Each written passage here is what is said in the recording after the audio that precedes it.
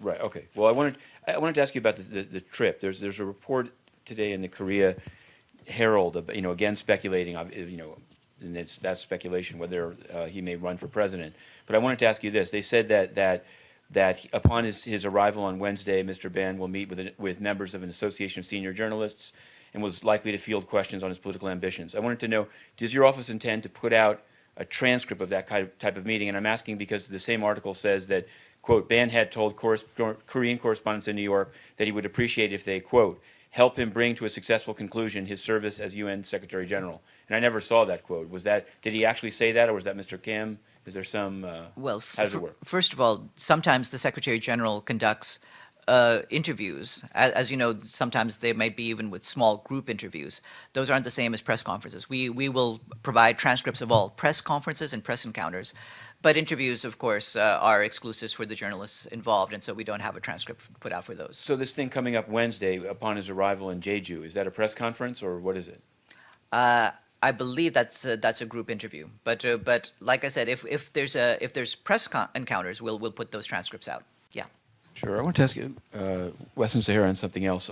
At the stakeout yesterday, the representative of the African Union, after the meeting with the Security Council, had said, there was some back and forth whether the Western Sahara would be on the agenda of that meeting. But she described Western Sahara as a taboo subject, i.e., was not allowed to be discussed in that. So I guess it gives rise to me to asking you, can you give some sense of what the Secretary General's discussions with Morocco or others in terms of getting MINURSO back?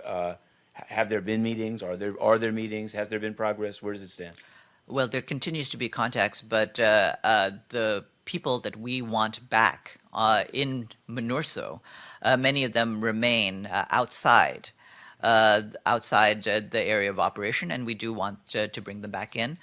Once we have progress on that, we'll certainly let you know. But the contacts do continue. Sure. And I wanted to ask you, there went to something yesterday down in Conference Room 6 that had to do with the upcoming NGO DPI conference in South Korea, and it was sponsored. It said, on the door, on the signs, on the flyers, sponsored by something called either the World Development Foundation or the Global WFD.org.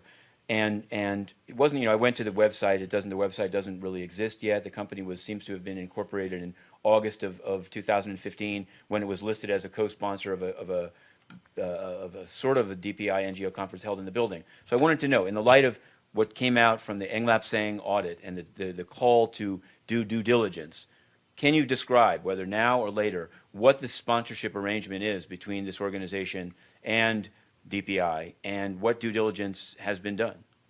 I'm not aware that there is any sponsorship arrangement. It sounds like you're just mentioning this flyer from a group. Mr. Jeff Brez was there. I mean, it was a big event. Hawa, whatever. There's no question that they're listed as a sponsor in some way. And so I wanted to just figure out whether there are any procedures that have been implemented since the audit, and just if you can describe what the financial arrangement is between this organization and DPI.